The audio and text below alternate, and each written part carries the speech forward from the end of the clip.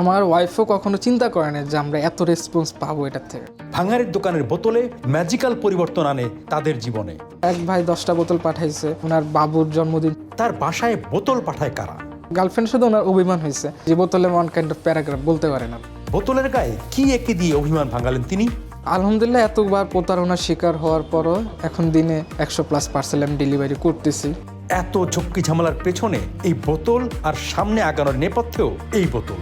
বাসার সামনে বোতল বিক্রি করতেছিল আমার ওয়াইফ, তো ওখান থেকে ও কিনে ঘরে শোপিস হিসেবে সাজিয়েছিল হাজব্যান্ড ওয়াইফ ঘোরার জন্য। তো মালয়েশিয়াতে গেছিলাম, ওখানে যাওয়ার পরে মালয়েশিয়াতে বিভিন্ন রেস্টুরেন্টে দেখলাম যে বোতলগুলো দিয়ে এরকম লাইটিং করে খুব সুন্দরভাবে ডেকোরেশন করতেছে। ওইখান থেকে মেনলি আইডিয়া নেওয়া। তখন আমি এটা দেখার পর আমার ওয়াইফকে বললাম, মনে আছে অর্পা, আমরা যে ব্যান্ড থেকে কিনে একটা আর্ট করছিলাম তুমি ঘরে শোপিস হিসেবে সাজানোর জন্য, ফুলদানির হিসেবে। তো বললাম কেননা আমরা এটা নিয়ে একটা বিজনেস তৈরি করি। তো ওইখান থেকে মেনলি চিন্তা ভাবনা এটা নিয়ে কাজ করার। আসার পরে আমি যার থেকে মালগুলো নিয়ে চাইনাতে ওনাকে বললাম যে ভাই আমার এরকম লাইট লাগবে, আপনি দিতে পারবেন? তো আনার পরে আলহামদুলিল্লাহ বোতলও কালেক্ট করলাম। এই ফালায় দেওয়া বোতলগুলো হচ্ছে মেনলি বিভিন্ন ভাঙ্গারি দোকান থেকে কালেক্ট করা। একদিন এরকম ভাঙ্গারি দোকান থেকে কালেক্ট করি, তো এখান থেকে নিয়ে এসে আমরা আবার এগুলো ওয়াশ করি ভালো। তো বিজনেস শুরু করার একটা পর্যায়ে আমি পেজের নাম প্রকাশ করতে ইচ্ছুক না, রিজিকের মালিক আল্লাহ। তো চিটাগাংয়ের একটা ভাইয়া, তো ওনারাও সেল করতেছে। তো একটা পর্যায়ে উনি বলতেছে ভাই এই ডিজাইনগুলো তো আমিও তৈরি করি, আপনিও করেছেন। পরে বললাম যে ভাইয়া আমি তো এই ডিজাইনগুলো আপনার থেকে নিয়ে নেই, গুগল থেকে ডিজাইনগুলো পাইছি,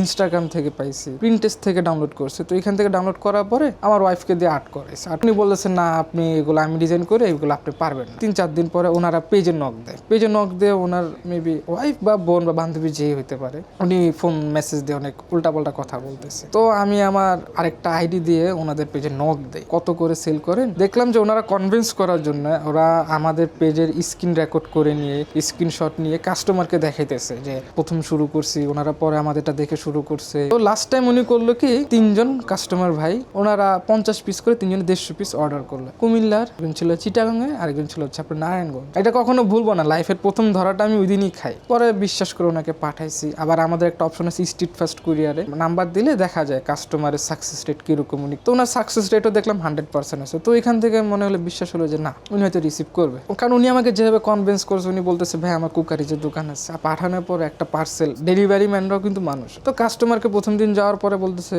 যে ভাই আমি তো বাইরে আসছি, আজকে নিতে পারবো না, কালকে। পরের দিনও গেল সেম। 3য় নাম্বার দিনে উনি সারাদিন ফোনটা ব্লক করে রাখলো। আর কুরিয়ারের সিস্টেম ওর সাথে 3 দিনের পর আর অ্যাটেম্প নিবেন না। তারপর আমি হাব ম্যানেজারকে অনেক রিকোয়েস্ট করে পরে একদিন আর কি রাখছিলাম। পরে উনি বলতেছে ভাই আমার আত্মীয় মারা গেছে, আমি পার্সেলটা রিসিভ করতে পারবো না, আপনি পার্সেলটা নিয়ে যান। আমার ডেলিভারি চার্জ গেছে 1200 টাকা, এটার আবার রিটার্ন চার্জ আছে। কাস্টমার কিন্তু আমাকে 1 টাকাও অগ্রিম দেয়নি। তার প্রোডাক্ট প্রাইস সব কিছু মিলে অ্যারাউন্ড 3,500-4,000 টাকার মতন আমি লস খাইছি। ওরা ঝামেলা করার পরে তো 2 দিন ব্যবসাটা অফ রাখছি। আমার পেজটাও মোটামুটি ভালো বড় ছিল, প্রায় 15-16 হাজারের মতন ফলোয়ার ছিল। তো পরে 2 দিন যখন অফটা রাখলাম পেজটা, 3য় নাম্বার দিনে যখন পেজটাতে গেলাম তখন অনেক খুব কষ্ট লাগছে যে লাইফে কখনো কারো ক্ষতি করি নাই। পরে খুব ডিপ্রেশনে চলে গেছিলাম। তো পরে ওইখান থেকে আমার ওয়াইফ বলতেছে যে না, আল্লাহ যা করে ভালোর জন্যই করে, রিজিকের মালিক আল্লাহ, তুমি আবার শুরু করো। আলহামদুলিল্লাহ এতবার প্রতারণার শিকার হওয়ার পরও এখন দিনে 100+ পার্সেল আমি ডেলিভারি করতেছি। কেউ যদি খালি বোতলও পাঠায় আমাদের কাছে, অনেকেই চায় যে ভাই আমার কাছে বোতল আছে কয়েকটা, আপনি শুধু আর্ট করে দেন। বলি ভাই পাঠাই দেন আমার অ্যাড্রেসে।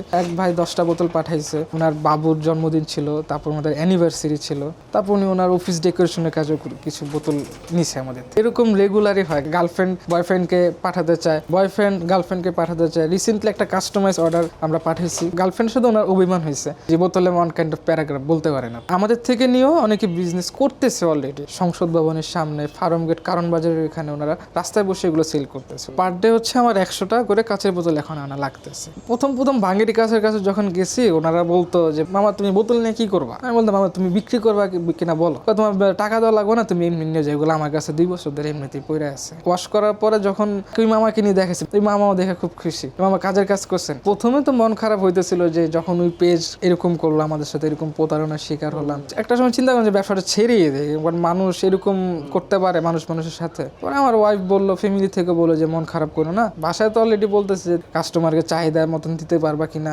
পরে বললাম তোমাদের কোনো টেনশন করা লাগবে না, তোমরা দোয়া করো আল্লাহর কাছে, বাকিটা আমরা দেখতেছি।